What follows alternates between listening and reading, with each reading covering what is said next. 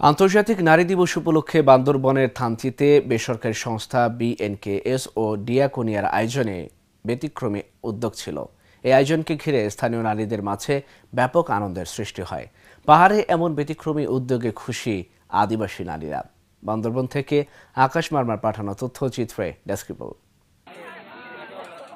আন্তর্জাতিক নারী দিবস উপলক্ষে বেসরকারি সংস্থা বিএনকেএস ও ডিয়াকোনিয়ার উদ্যোগে ছিল ব্যতিক্রমী আয়োজন। দুর্গম উপজেলা থানচি বলিপাড়া ইউনিয়নে নাইখংছড়ি পাড়ায় সাঙ্গু নদীতে নৌকা বাইচ, সাঁতার কাটা প্রতিযোগিতা সহ সারাদিন ছিল নানা কর্মসূচি। প্রতিযোগিতায় অংশগ্রহণ করেন শতাধিক আদিবাসী নারী। বিশ্ব আন্তর্জাতিক নারী দিবস উপলক্ষে এই সাঙ্গু নদীতে নৌকা প্রতিযোগিতা হচ্ছে। আমার খুব ভালো লাগতেছে। আগামীতে এরকমই হোক, আমরা শুভকামনা করি। এই দিবস উপলক্ষে নারীদের অতীতে যে সহিংসতা রয়েছে এগুলো বন্ধ করা হোক এবং আন্তর্জাতিকভাবে নারীদের যে স্বীকৃতি দেওয়া হয়েছে এটা ফিরিয়ে দেওয়া হোক।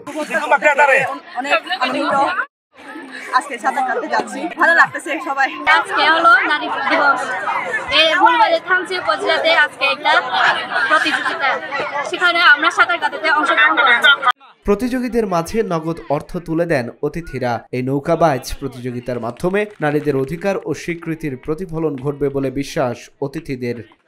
নারী দিবস উপলক্ষে আজকে থানচি বলিপাড়ায় আয়োজিত নৌকা বাইচ বাংলার আবহমান একটা ঐতিহ্যের সঙ্গী। এখানে একটু ভিন্ন মাত্রায় নারীরা অংশগ্রহণ করতেছে। তো এখানে আমরা যেহেতু নারীর সমায়তন নিয়ে সরকার বিভিন্নভাবে কাজ করতেছে, আমরাও এখানে আসছি তাদের যে এই অনুষ্ঠানের সর্বোচ্চ নিরাপত্তা প্রদান করার জন্য এবং নারীরা যাতে এগিয়ে যায় আমরাও তাদের সাথে আছি।